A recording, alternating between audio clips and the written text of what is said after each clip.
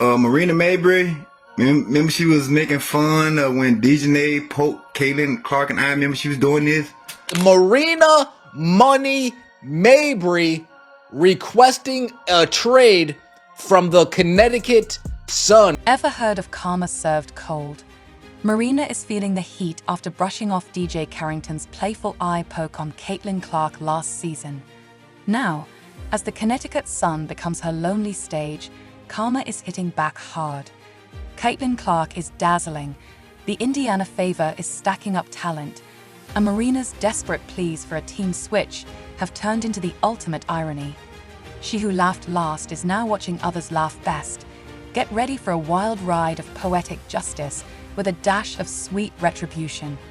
In the world? What in the world? They just left me holding the bag. They got me. They left me. They left me, and I am just holding the bag. I'm sitting here. I wanted to trade from the Chicago Sky to the Connecticut Sun because I said I wanted to be on a championship style team, right? That's what I wanted, right? But now, we see what's happening. Marina, a player whose past actions have come full circle, is now facing the most delightfully ironic twist of fate. Flashback to last season, a moment etched in our memories when Marina was caught red-handed, laughing as DJ Carrington delivered a slight, almost mischievous poke to Caitlin Clark's eye. I tend to hit anybody in the eye. That doesn't even make sense to me, but no, I didn't. I didn't know I hit her, actually. Yes, you heard that right. Marina's infectious chuckle rang out across the court in a moment that should have been met with shock and dismay. Fast forward to the present, and the tables have turned in a spectacular display of poetic justice. The Connecticut Sun, once her home, has seemingly left her behind, favoring a team that prioritizes camaraderie and a clean reputation. Ever since everybody and their mama, including the head coach, the former head coach being Stephanie White, ever since everybody and their mama jumped ship, I said it is over with. They have lost all their talent. And now, guys, it's breaking news. Marina Mabrey has said, you know what? She looked to her right. Hold on. She looked to her right. She looked to her left. She said, I can't do it no more. And so, in a twist that is as amusing as it is pitiful, Marina now finds herself desperately pleading for a new team. A move so frantic and, frankly, as laughable as it is ironic. This is the beginning of a downfall that feels like a perfectly scripted comedy of errors. Let's rewind to when Marina first arrived in Connecticut. Her words, asterisk, being a part of a team like this, one so disciplined with a championship mindset.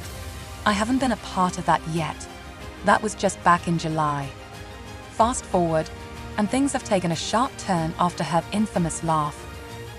Whispers spread like wildfire across the league. Every gym, every locker room, every training session became a stage for her misfortune. Teammates and rivals alike smirked at the irony as Marina frantically reached out to potential teams. But her calls went unanswered, her social media posts met with little more than pity. Meanwhile, the echoes of her laughter still linger in the halls of the Connecticut Sun, almost as if the universe itself is playing a cosmic prank on her. And as fate would have it, her desperation has only deepened the disdain from those who once tolerated her antics. Meanwhile, Marina Mabrey, who was once eager to be part of this team, has been left holding the bag. The Suns' head coach is gone. Not just the point guard, but all 5 starters have moved on. What once seemed like a promising home for Marina has crumbled into an empty stage, leaving her stranded in the fallout of her own misplaced confidence. All 5 starters are gone. Not just the shooting guard, not just the small forward, not just the power forward, not just the center. The veteran presence that once brought championship experience, gone. The head coach who was on the verge of leading the team to a title, gone. And now, Marina Mabrey is left standing in the wreckage, looking around in disbelief, thinking, asterisk, I know this didn't just happen to me, asterisk, but yes, Mabrey, it did, because sometimes the grass isn't always greener. Her future now hangs in uncertainty, overshadowed by the echoes of her own laughter and the weight of regret. But Marina isn't the only one entangled in this unfolding drama. Enter Kennedy Carter, the other half of this infamous duo of toxic behavior. Together, They've made their disdain for Caitlin Clark blaringly obvious, shunning the success and talent that shines too brightly for them to handle. When the moment came for accountability, Carter refused to own up to her past actions, leaving organizations to wonder. Asterisk, who wants to deal with that asterisk? Now, as rumors swirl and teams reevaluate their rosters, Marina's desperate attempts to flee the Connecticut sun grow louder. But her search for a new home feels as hopeless as a dropped call in a thunderstorm. And just like Marina, Kennedy Carter finds herself in a similar predicament. Two players trapped by the weight of their past missteps. With every passing day, the divide between those embraced by success and those left behind only widens, leaving them scrambling to stay relevant in a league that seems to have moved on. Financially, it's not just about skill, it's about fit.